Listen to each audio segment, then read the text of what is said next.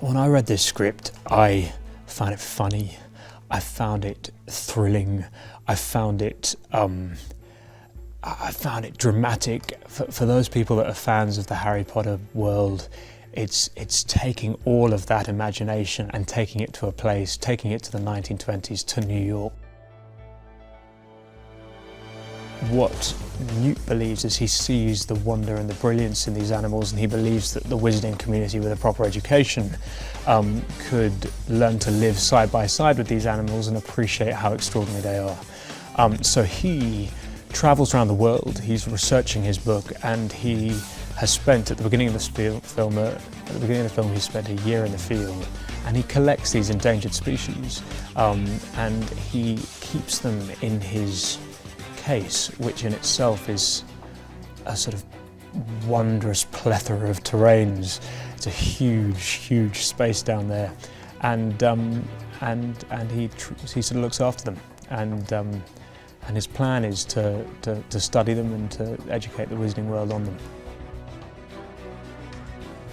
I love is how thorough it is, and when I got to meet her, I'd read the script and loved this character, but I don't think we even did any sort of pleasantries. We just jumped straight into his character, and she gave me all of his backstory and any question I had about him and this world and all the animals. I mean, she had such a kind of legacy of history, and for an actor, that's the dream. You know, if you're playing, normally you just get to read what's on the page, let alone having the actual, the mind and the imagination of Joe to guide me through it. Was amazing.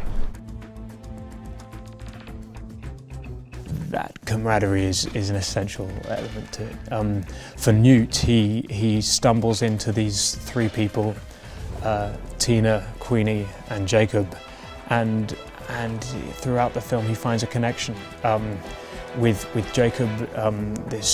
There's this kind of odd buddy movie quality to it. These two people who couldn't be more different end up finding real contact with each other, and with Catherine's character, with Tina, it's a sort of slow build connection. These two people who are outsiders and yet passionate people sort of begin to glimpse and find each other, and this idea of friendship is kind of at the core of the piece. I've just enjoyed working with both David Yates and David Hemmings so much. It's so clear that Harry Potter and Fantastic Beasts come from a place in J.K. Rowling's heart, and she is incredibly passionate about it, and I can't think of two more passionate people to take those stories and take them out into the world as far as film's concerned. They are scrupulous with character and with coming up with ideas and really allowing you the space and freedom to come up with your own ideas as well, whilst also having this childlike sense of wonder and encouraging that in us. There is this incredibly mysterious figure called Grindelwald who has been wreaking havoc in Europe and has disappeared. It has caused the wizarding community internationally a huge amount of fear because there is an element to Grindelwald that has a kind of fascistic qualities.